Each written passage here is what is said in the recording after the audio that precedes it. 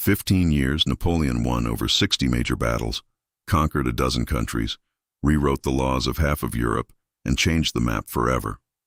He was called both the Liberator and the Corsican Tyrant, and 2 centuries later, we still can't decide which one he really was. Napoleon is Emperor of France. He's 36 years old and he's already thinking about his legacy. He wants to be remembered like Julius Caesar, like Charlemagne, like Alexander the Great. But there's a problem. Almost every major power in Europe wants him dead. Britain, Austria, Russia, Sweden, Naples, they've formed the Third Coalition. Their goal is simple: destroy Napoleon before he destroys them. Napoleon doesn't wait for them to attack. In September 1805, he marches his Grande Armée, over 200,000 men, across Europe at incredible speed. His target is the Austrian army. The Austrians are moving slowly, expecting a traditional campaign. Napoleon moves so fast they don't know what hit them.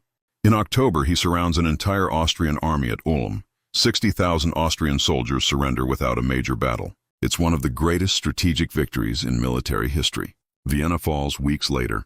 But before we continue, if you're enjoying this breakdown of Napoleon's conquests, hit that subscribe button. I'm covering his entire story, the rise, the wars, the fall, and you don't want to miss what's coming next. But the real threat isn't Austria, it's Russia. A massive Russian army is marching west to join the remaining Austrian forces.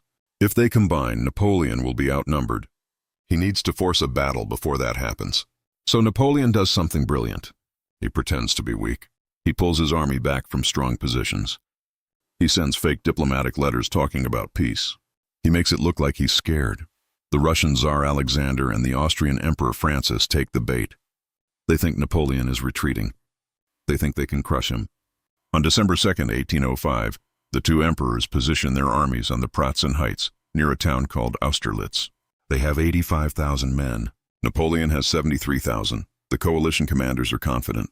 Too confident, Napoleon has set a trap. He's deliberately weakened his right flank, making it look vulnerable. The coalition forces attack it, trying to outflank him. They move most of their army off the Pratzen Heights to push Napoleon's right side. And that's exactly what Napoleon wanted. The moment the heights are weakly defended, Napoleon sends his main force straight up the middle. They smash through the coalition center, splitting their army in 2. It's chaos. Russian and Austrian soldiers are running in every direction. Some try to escape across a frozen lake. Napoleon orders his artillery to fire at the ice. It breaks. Thousands drown. By the end of the day, the coalition has lost 27,000 men, killed, wounded, or captured.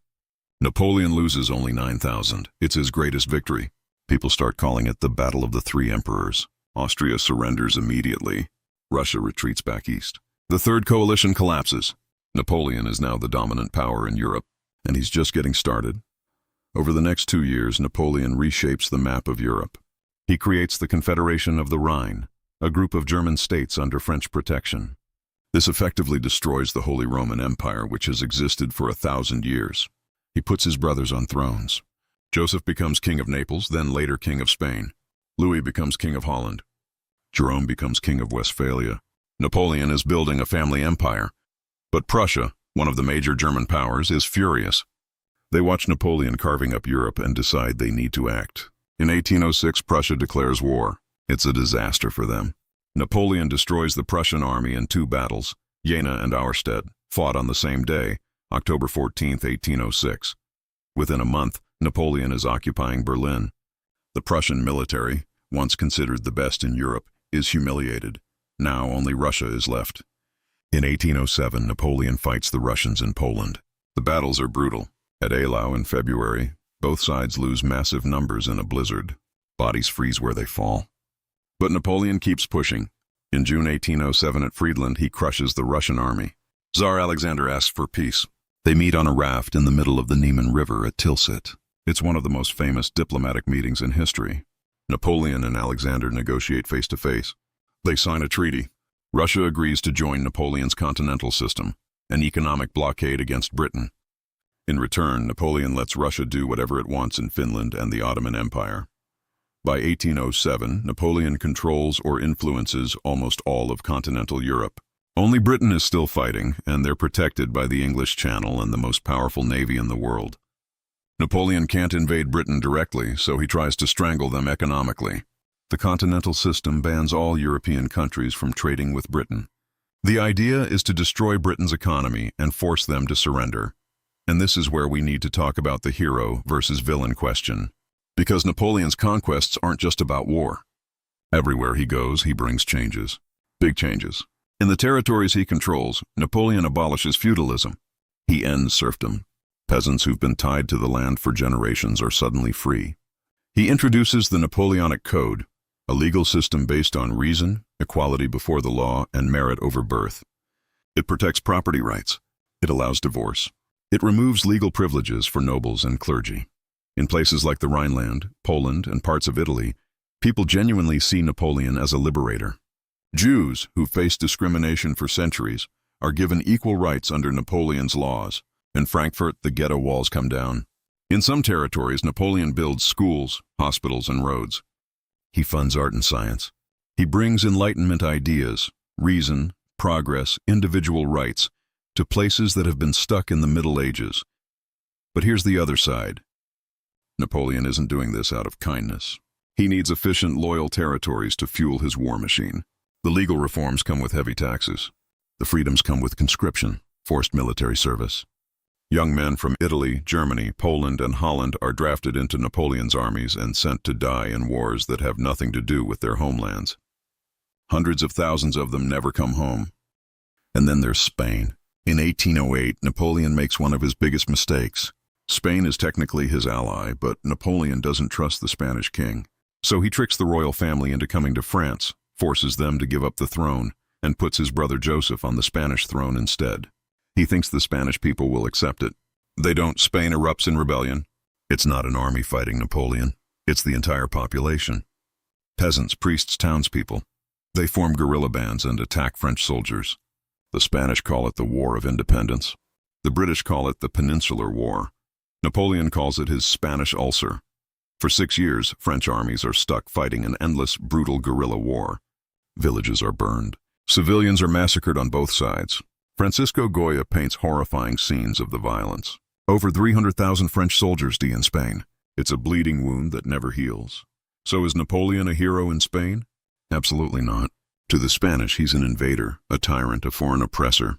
But ask someone from the Rhineland or Poland, and you might get a different answer. Ask someone whose family lost a son in Napoleon's wars, and the answer is clear. Here's the truth. Napoleon isn't one thing. He's both. He spreads ideas of equality and freedom, but he does it through conquest and violence. He abolishes feudalism, but he replaces it with his own authoritarian rule. He gives rights to some and takes lives from others. He modernizes Europe and he drowns it in blood. Let's talk numbers. Napoleon's wars killed somewhere between 3 and 6 million people. Soldiers, civilians, people who starved because armies destroyed their farms. That's more deaths than World War I. Entire villages were wiped out. Families destroyed. And for what? So Napoleon could control more territory? So he could build an empire? But then you look at what he left behind. The Napoleonic Code is still the basis of law in France, Belgium, Luxembourg, parts of Germany, Italy, Spain, Latin America, and even Louisiana in the United States. Billions of people today live under legal systems influenced by Napoleon.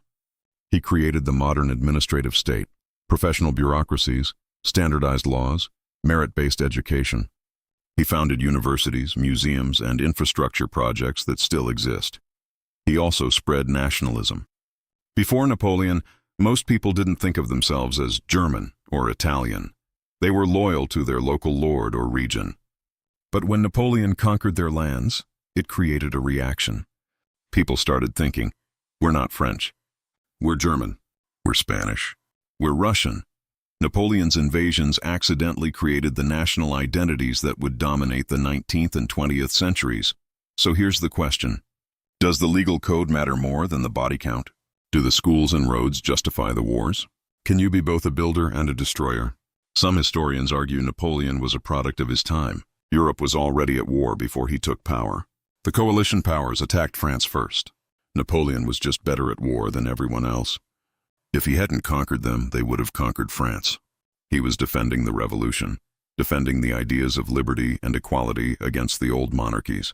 Other historians say that's nonsense. Napoleon didn't have to invade Egypt. He didn't have to crown himself emperor. He didn't have to put his brothers on foreign thrones. He didn't have to invade Spain or Russia. Those were choices. Choices driven by ego, ambition, and a desire for glory. Choices that killed millions. Here's what's not debatable. Napoleon changed Europe forever. He ended the Holy Roman Empire. He reshaped Germany and Italy. He created legal systems that outlasted his empire. He inspired both revolutionaries and nationalists for the next century. He proved that a commoner could rise to rule an empire, and he proved that empires built on conquest don't last. Because by 1812, Napoleon's empire is starting to crack. Russia breaks the continental system and starts trading with Britain again. Napoleon can't allow that. If Russia gets away with it, other countries will follow. So Napoleon decides to invade Russia. It's the decision that will destroy him. But that's a story you already know. I covered Napoleon's fall, the Russian disaster, the exile, Waterloo, in my previous video.